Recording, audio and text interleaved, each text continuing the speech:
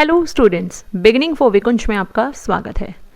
आज हम बात करने वाले हैं क्लास 10th सोशल साइंस में इकोनॉमिक्स के chapter number 4 globalisation and the Indian economy. ठीक है, ये चैप्टर हमारा पहले चल रहा है। इससे रिलेटेड काफ़ी सारे पार्ट्स हम पहले अपलोड कर चुके हैं। अगर आपने वो नहीं देखे हैं तो आप उनको भी देखिए, जिससे कि आपको ये chapter completely step by step समझ में आ सके। तो आज हम इस वीडियो में हमारा नेक्स्ट टॉपिक डिस्कस करने वाले हैं, ठीक है, जिसका कि नाम है impact of globalisation in India. ठीक है, कि अब तक हमने पढ़ लिया ग्लोबलाइजेशन क्या है, कौन से फैक्टर हैं जो ग्लोबलाइजेशन के प्रोसेस को एनेबल करने में और ज़्यादा अच्छा करने में, फास्ट करने में अपने इंपॉर्टेंट रोल प्ले करते हैं। ठीक है, इसके अलावा हमने देखा कि किस तरीके से जो ग्लोबलाइजेशन है उस पर ट्रेड बैरियर्स लगाए जाते हैं। इंडिया ने भी लगाए थे ट्रेडिंग बैरियर्स, ठीक है, जिसको कि बाद में रिमूव कर दिया गया था।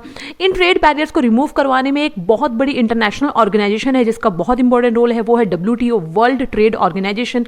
ठीक है, जिसकी स्टार्टिंग कब 1995 में हुई थी। ये सारी चीज़ें हम अपनी वीडियो में डिस्कस कर चुके हैं, तो अगर आपने वो नहीं देखी तो आप उनको जरूर देखें। ठीक है, तो उनके लिंक आपको डिस्क्रिप्शन में मिल जाएंगे। तो अब हम बात करने वाले हैं कि जो ग्लोबलाइजेशन है ना, इसने इंडिया पे क्या असर डाला। स्पेशली हम इंडिया की ही बात करेंगे कि इससे क्या चेंजेस इंडियन इकोनॉमी में आए थे। ठीक है ना, अगर हम लास्ट कुछ ईयर्स की बात करें, अराउंड 15 या फिर मैं या 50 ईयर्स की आप देख लीजिए, अगर हम बात करें तो हमें क्या है देखने को मिलता है कि काफ़ी सारे चेंजेस क्या है हमें देखने को मिलते हैं। ठीक है, लेकिन ये एक दिन में नहीं आए हैं, ये काफ़ी सारे सालों में आए हैं। ओके, तो कई सालों में अगर मैं देखूं तो ग्लोबलाइजेशन का प्रोसेस जब ट्रेड बैरियर्स हटा लिए अराउंड 1995 में, तो स्पेशली उसके बाद लास्ट 20 ईयर्स में अगर हम देखें तो हमें क्या चेंजेस देखने को मिलते हैं। ठीक है, तो सबसे पहली बात तो एक बात जान लीजिए, जो ग्लोबलाइजेशन है ना, उसने क्या किया है, लोगों की लाइफ के ऊपर बहुत इफेक्ट डाला है। ठीक है, अब इफेक्ट क्या होते हैं, जो इफेक्ट या फिर जो इम्पैक्ट्स की अगर मैं बात करूं तो वो पॉजिटिव एंड नेगेटिव्स दोनों होते हैं। ठीक है, तो दोनों ही तरीके से क्या है हम इनको देखेंगे कि जो ग्लोबलाइजेशन है उसने किस तरीके से पॉजिटिवली एंड नेगेटिवली दोनों तरीके से अपना रोल प्ले किया है और लोगों की लाइफ पे एक असर डाला है। ठीक है, तो जो ग्लोबलाइजेशन है इसने क्या किया है, लोगों की जो लाइफ है उसके ऊपर काफी ज्यादा इफेक्ट डाला है। कैसे? सबसे पहली बात तो एक कंपटीशन क्रिएट हुआ है। ठीक है ना, किसके बीच में? प्रोड्यूसर्स के बीच में। कौन कौन से producers? Local producers and foreign producers, दोनों ही प्रोड्यूसर्स के बीच में क्या हुआ, कंपटीशन क्रिएट हुआ है। ठीक है, और कंपटीशन क्रिएट होने से क्या हुआ, इसका सबसे बड़ा फायदा किसको मिला है? कंज्यूमर्स को मिला है। और कंज्यूमर्स में भी अगर मैं बात करूं तो अर्बन एरियाज में स्पेशली क्या है, कुछ स्पेशल रिच क्लास जो है ना, अपर क्लास के जो लोग हैं, जो कंज्यूमर्स हैं, उनको इससे काफ़ी ज़्यादा बेनिफिट्स मिले हैं। उनकी जो लाइफ है वो बहुत ज़्यादा इंप्रूव हुई है। ठीक है ना, और ज़्यादा बेहतर हुई है। ठीक है, उनको बहुत सारी ऐसी चीज़ें मिली है जिससे कि जो उनकी लाइफ है बहुत ज़्यादा कंफर्टेबल हो गई है। पहली चीज़, उनके पास ग्रेटर चॉइस आई है लोगों के पास, जैसे कि कंपटीशन इंक्रीज हो रहा है उसकी वजह से क्या है, लोगों के सामने चॉइसेस बढ़ी है, क्वालिटी इंप्रूव हुई है, और जो प्राइसेस है वो भी कम हुए हैं जो प्रोडक्ट्स हैं उनके, क्योंकि बहुत सारी कंपनियां प्रोडक्ट बना रही है, तो ऑब्वियस उनमें प्रोडक्ट्स में क्या है, जो रेट है उसके वो भी अपने आप कम हो जाते हैं। ठीक है, तो इन्होंने क्या किया है एक तरीके से, जो ग्लोबलाइजेशन है इसने क्या किया है एक तरीके से, जो स्टैंडर्ड ऑफ लिविंग है ना लोगों का, वो और ज्यादा अच्छा कर दिया है। ठीक है, तो that means standard of living के ऊपर इसका असर हमें देखने को मिलता है। क्लियर? अब हम बात करते हैं कि जो ये प्रोड्यूसर्स हैं, जो वर्कर्स हैं ना, इनकी लाइफ पे ग्लोबलाइजेशन के क्या असर पड़े हैं। दोनों पे अलग अलग असर हमें देखने को मिलते हैं। जैसे अगर मैं सबसे पहले बात करूं तो MNCs, मैंने आपको पहले भी बताया था, MNCs के आने से क्या हुआ है, फॉरेन इन्वेस्टमेंट बहुत ज़्यादा बढ़ा है इंडिया में। अगर मैं पिछले 15 सालों की बात करूं तो यहाँ पर हमें बड़ी तेज़ी से फॉरेन इन्वेस्टमेंट देखने को मिलता है। क्यों? क्योंकि MNCs को भी यहाँ इन्वेस्ट करने से काफ़ी ज़्यादा बेनिफिट्स मिलते हैं। ठीक है, और MNCs ने क्या किया, उन्हीं बेनिफिट्स को देखते हुए यहाँ पर बहुत सारी इंडस्ट्रीज अपनी एस्टेब्लिश की है। ठीक है, वो इंडस्ट्रीज कौन कौन सी हैं, लाइक सेलफोन्स हैं, ऑटोमोबाइल्स हैं, इलेक्ट्रॉनिक्स है, सॉफ्ट ड्रिंक्स है, फास्ट फूड है।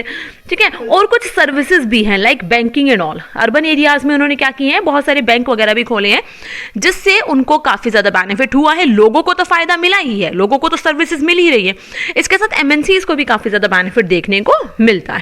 तो आज आप मार्केट में देख सकते हो कि आपको किसी भी कंपनी के सेलफोन आपको इंडिया में ही मिल जाते हैं, अलग अलग टाइप की गाड़ियां मिल जाती है, इलेक्ट्रॉनिक आइटम्स मिल जाती है, सॉफ्ट ड्रिंक्स में आप इतनी सारी ड्रिंक्स देख सकते हो। ठीक है, फास्ट फूड में लाइक पिज्जा, बर्गर, इतनी सारी चीजें हैं जो आप अपने कंट्री में रहकर ही आपको मिल जाती है। ठीक है, बैंकिंग में भी क्या है, बहुत सारे जो इंटरनेशनल बैंक्स हैं वो आए हैं। ठीक है ना, like bank of America and all. तो ऐसी बहुत सारे चेंजेस क्या है हमें देखने को मिले हैं, जिससे क्या हुआ एक तरीके से जो बायर्स हैं उनके सामने जो वेराइटीज हैं, जो ऑप्शंस हैं, वो बहुत ज्यादा ज़्यादा तेज़ी से बढ़े हैं, ठीक है ना। दैट मीन्स एक ब्रॉड चॉइस उनके सामने आई है। अब सिर्फ ऐसा नहीं है इसी सेंस में आई है कि उनके सामने चीज़ें बढ़ी हैं, नहीं, इसके अलावा नई नई जॉब अपॉर्चुनिटीज़ क्रिएट हुई हैं, तो लोगों को नौकरियां भी मिली हैं, ठीक है। और जो लोकल कंपनीज हैं वो क्या करती हैं, एमएनसीज को रॉ मटेरियल सप्लाई करती हैं, तो उससे क्या हुआ, जो रॉ मटेरियल सप्लाई करने वाली जो लोकल कंपनीज हैं उनको भी काफ़ी ज़्यादा बेनिफिट इन एमएनसीज के थ्रू मिला है, वो भी प्रॉस्पेरस हुई है, ठीक है। तो एक सबसे बड़ा बेनिफिट समझ में आया, क्या हुआ इसकी वजह से, job opportunities, standard of living increase हुआ है, ठीक है, लोकल कंपनीज को फायदा हुआ है, सबसे बड़ा पता लग गया। इसके बाद अगर मैं सेकंड चीज की बात करूंगी, इससे सेकंड चेंज हमें क्या देखने को मिलता है, आपको मैंने पहले भी बताया था कि जो बहुत सारी जो इंडियन कंपनीज है ना उनको भी बेनिफिट मिला है जब जैसे जैसे कंपटीशन इंक्रीज हो रहा है। कैसे, जो इंडियन कंपनीज है अब वो नई नई टेक्नोलॉजी एंड प्रोडक्शन मेथड्स में अपना जो इन्वेस्टमेंट है वो तेजी से बढ़ा रहे हैं, ठीक है। और इससे क्या हो रहा है, जो उनका प्रोडक्ट का जो स्टैंडर्ड है वो भी इंप्रूव हुआ है। देखिए जब कंपटीशन होता है ना तो हम क्या करते हैं, अपनी क्वालिटी को और ज़्यादा अच्छा करने की कोशिश करते हैं। तो जो इंडियन कंपनीज है उन्होंने भी कंपटीशन को पॉजिटिवली लेते हुए क्या किया, अपने प्रोडक्ट्स को और ज़्यादा अच्छा किया है, ठीक है। इसके लिए क्या है, उन्होंने काफ़ी सारी बड़ी बड़ी कंपनियों के साथ कोलैबोरेशन भी किया है।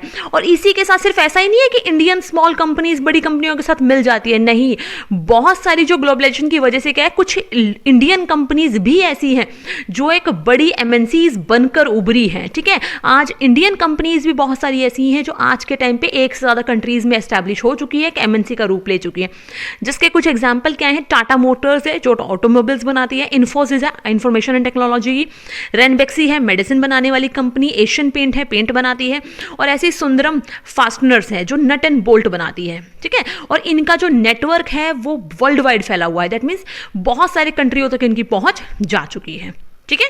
तो समझ रहे हो कि बहुत सारी इंडियन कंपनीज को भी इस ग्लोबलाइजेशन की वजह से फायदा हुआ है और वो भी एक बड़ी एमएनसीज बनकर सामने आई है।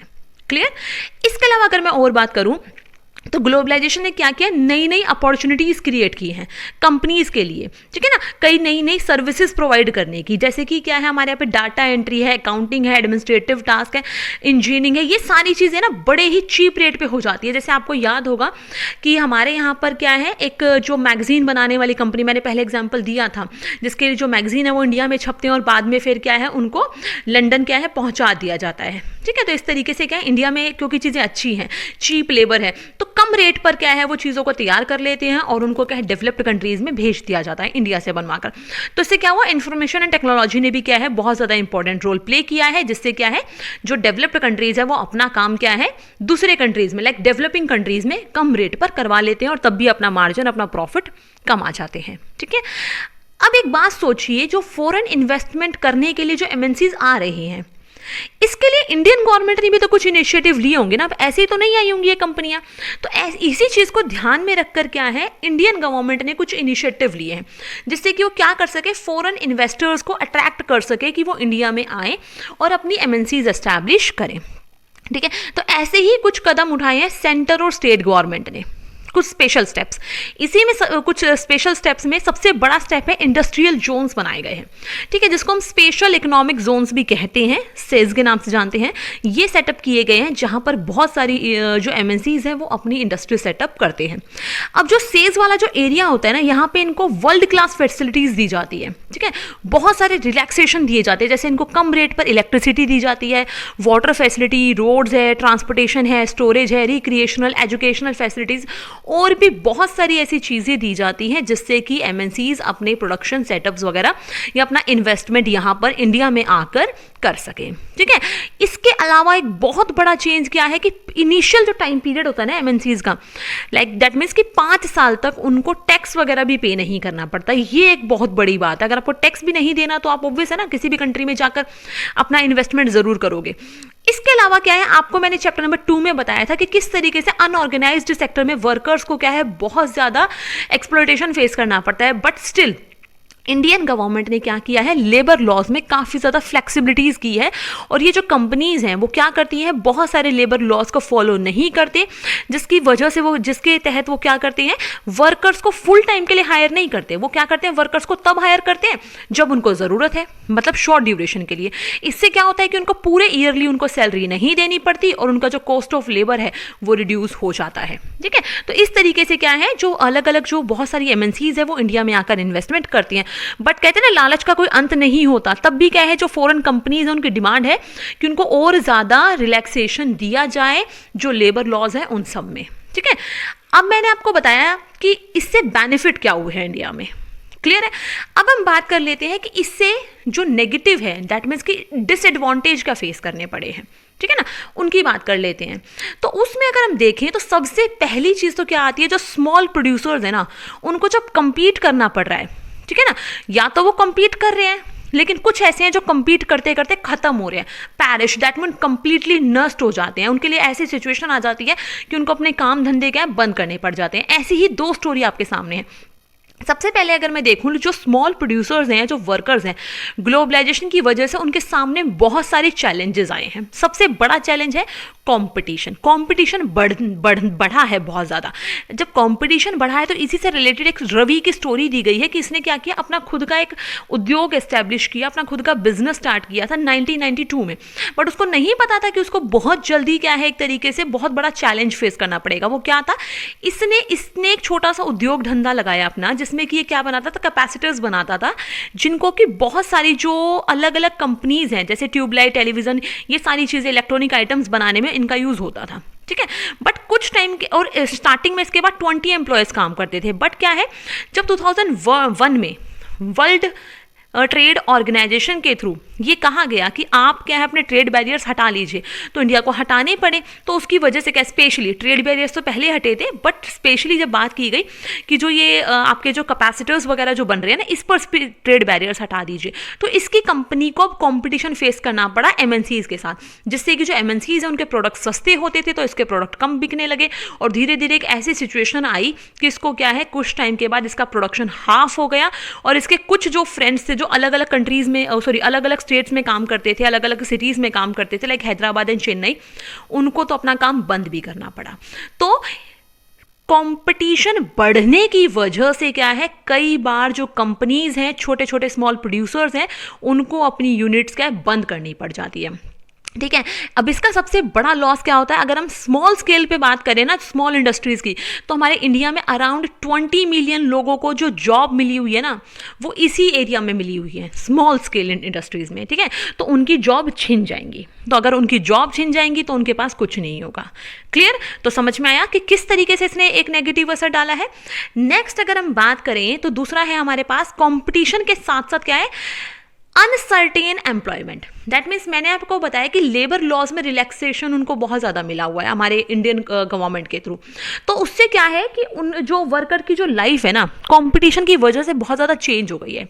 कैसे चेंज, एक तो वर्कर्स को क्या है, अब कोई सुरक्षा नहीं है, कभी भी उनको रखा जाता है, कभी भी उनको हटा दिया जाता है। ठीक है, और उनको कोई भी बेनिफिट क्या है, एक तरीके से अगर मैं विमेंस की बात करूं तो उनको इक्वल शेयर ऑफ बेनिफिट्स नहीं मिलते, उतने ज़्यादा प्रॉफिट उनको वहाँ से क्या है काम कर कर किसी भी अनऑर्गेनाइज सेक्टर में बेनिफिट्स नहीं मिल पाते। ठीक है, इसके अलावा अगर हम देखें तो जो बड़ी बड़ी एमएनसीज हैं, जैसे जो गारमेंट्स वगैरह बनाते हैं, यूरोप एंड अमेरिका में क्या अपने ऑर्डर देते हैं और इंडिया से क्या है चीज़ें बनकर एक्सपोर्ट की जाती हैं।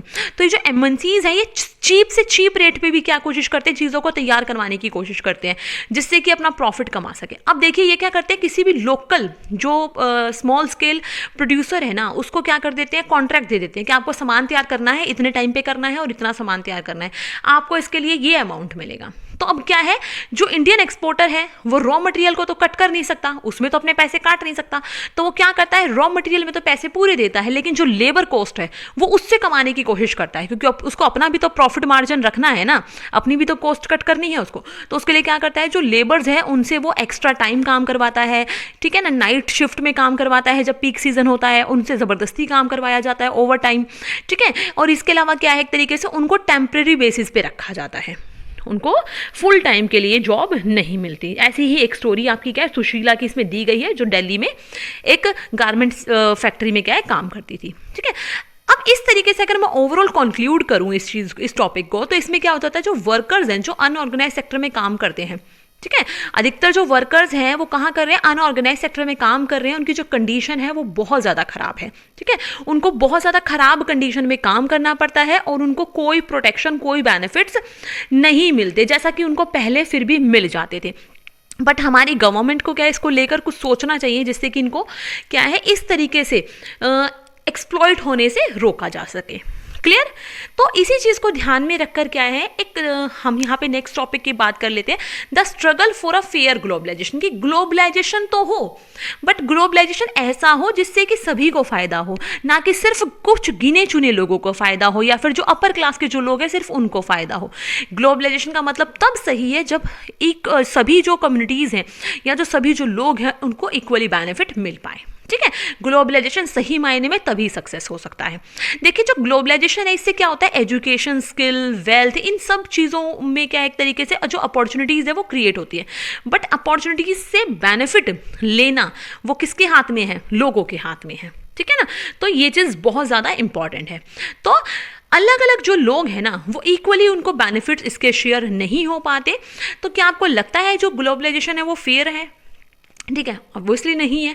तो इस चीज़ को ध्यान में रखकर क्या है, इसको बेटर बेनिफिट्स इससे मिल सके सभी को, तो इसको लेकर जो इस सेंस में क्या है, किसी भी कंट्री की जो गवर्नमेंट है वो क्या कर सकती है, कुछ पॉसिबल स्टेप्स उठा सकती है, एक बहुत बड़ा मेजर रोल प्ले कर सकती है। कैसे? वो क्या कर सकती है, कुछ ऐसी पॉलिसीज़ बनाए जिससे कि वो अपने यहाँ के जो लोग हैं, जो लेबर्स हैं, उनको प्रोटेक्ट कर सके, पहली चीज़। दूसरी चीज़, लेबर लॉज को सही तरीके से इंप्लीमेंट किया जा रहा है या नहीं किया जा रहा, उनके अधिकारों की रक्षा की जा रही है नहीं, उस चीज़ को ज़रूर ध्यान रखें, ठीक है ना। ये गवर्नमेंट का काम है। इसके अलावा जो स्मॉल प्रोड्यूसर्स हैं उनको सपोर्ट करें, जिससे कि क्या है वो कंपटीशन के लिए तैयार हो सके, और तब जाकर उनको क्या है, जो एमएनसीज वगैरह हैं उनसे compete करवाया जाए, जिससे कि उनके जो बिजनेस है वो बंद ना हो, ठीक है। अगर इसके लिए ज़रूरत है तो ट्रेड बैरियर्स या फिर इन्वेस्टमेंट बैरियर्स का भी यूज़ किया जाए, ठीक है। इसके अलावा WTO के साथ क्या नेगोशिएशन किया जाए, बातचीत किया जाए कि सही तरीके के फेयर रूल्स बनाए जाए, ना कि ऐसे रूल्स जिससे सिर्फ डेवलप्ड कंट्रीज को फायदा हो रहा है और डेवलपिंग कंट्रीज को नुकसान हो रहा है। और इसके अलावा जो डेवलपिंग कंट्रीज हैं जिनसे कि आपकी प्रॉब्लम मैच ऑन कर रही है, सिमिलर है, तो वो उनके साथ ग्रुपिंग करे और क्या करे, एक तरीके से जो डेवलप्ड कंट्रीज उनको डोमिनेट कर रहे हैं उनके खिलाफ WTO में जा सके, ठीक है।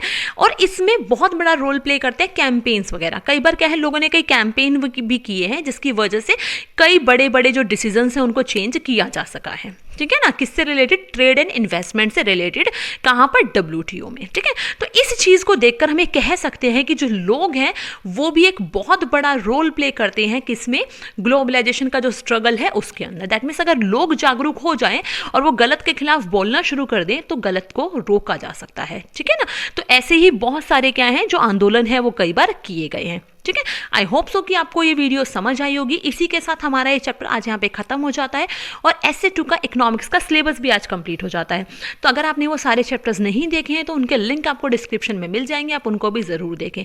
सो वीडियो को लाइक करें, शेयर करें, चैनल को सब्सक्राइब करना ना भूलें। Thanks for watching and good luck student.